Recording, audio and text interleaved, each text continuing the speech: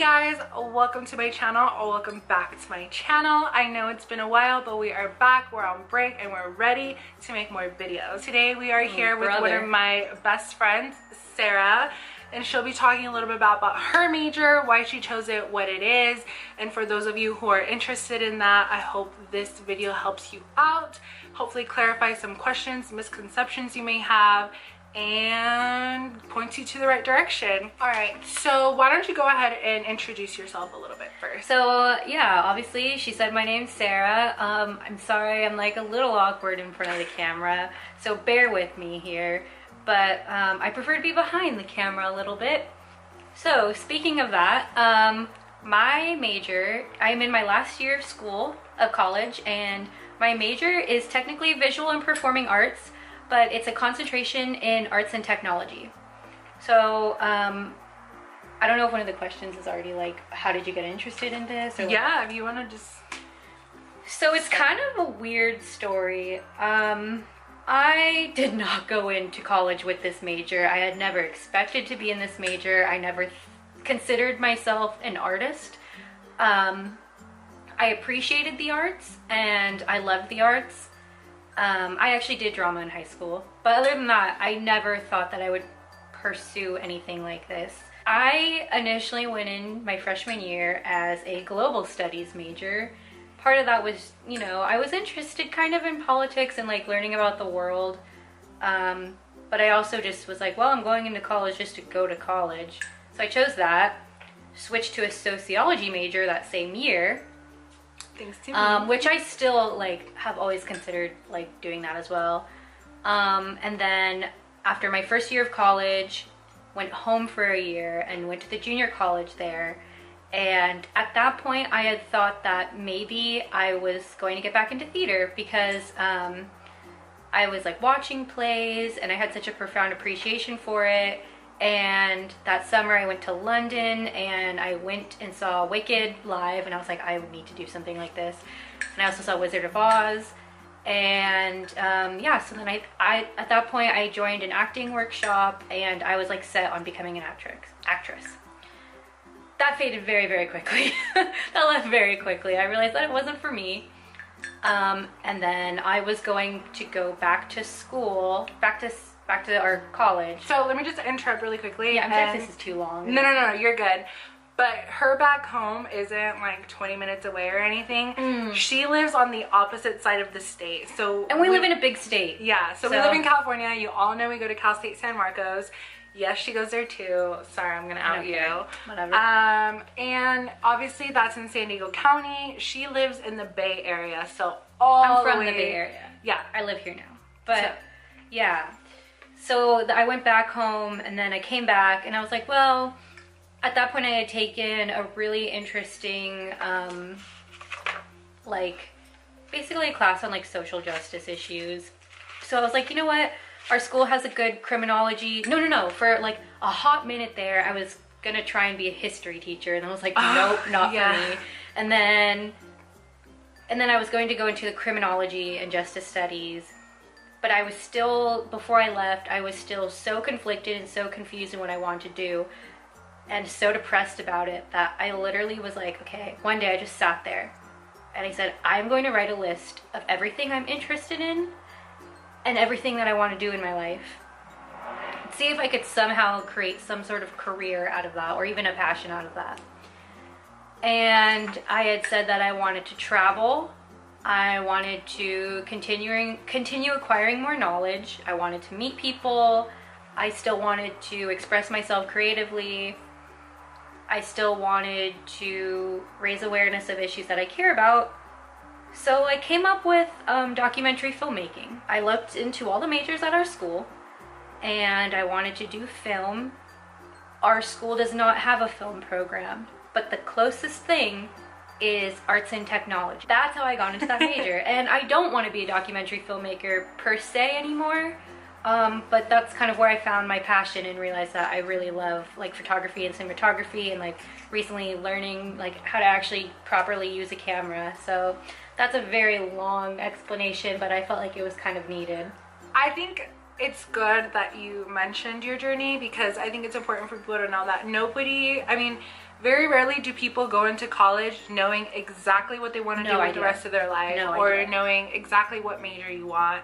You may have an idea of where you want to be when you grow up and like where you want to be in the future, but the steps that you need to take to get there are so completely different to everybody else's journey. It's really all about the journey that gets you there. You learn so much about yourself and your interests and your likes and what you don't like. Yeah. I never expected myself to do something like this. Never, ever. I think you just need to relax if you're going into that moment in your life where you don't know what to pick, what your major is going to be. Relax, calm down. So if you applied to a college with a specific major, just look into it, see if that's what you like, and if not, don't be scared to change your major before even school starts, or once your school you finally start your first semester or quarter. Don't be afraid to change your major. Literally almost everyone you meet will change their major at least once in their college career. Totally normal, totally fine. And when you major in something, it's not like you necessarily have to have a career in that. A lot of employers just like to see that you have a major, or that you have a degree. A bachelor's degree. Yeah, that you have a bachelor's, just to show you're like a well-rounded person. And so like, yeah. So my biggest regret is worrying too much about that and overanalyzing the major in itself and what in the future, rather than just enjoying my classes and really learning from them and taking from them, rather than like, oh, I have to get this done so I can figure out what I need to do next. Yeah, absolutely. And if I didn't do that, I would probably be more sure of myself. So, little tip for you. What kind of paths you can take with your arts and tech major? Yeah, so our school, with this major, it's very, very broad. So a lot of the people that I've talked to in my major are into graphic design, and so a lot of people are taking that route, which that's not me at all. But yeah, so there's that. People can do that. Like me, you're into videography and photography, and like sort of like film. It's like a kind of like, we have a film minor, but we do not have a film major. So let me ask you a quick question. And I asked because not only do I not really know what the difference is, but I'm sure maybe other people watching may not know. So I know what photography is, but what's the difference between cinematography and videography? Like what is all that? So that's like, I'm not a complete expert, but what I gather from it is cinematography. So for me, like, and this is just in the current moment, I'm always changing what I want to do. I would like to be a director of photography or a cinematographer, and they're essentially like the same exact thing, but you use the term cinematographer when it's actually like a movie, like a feature film.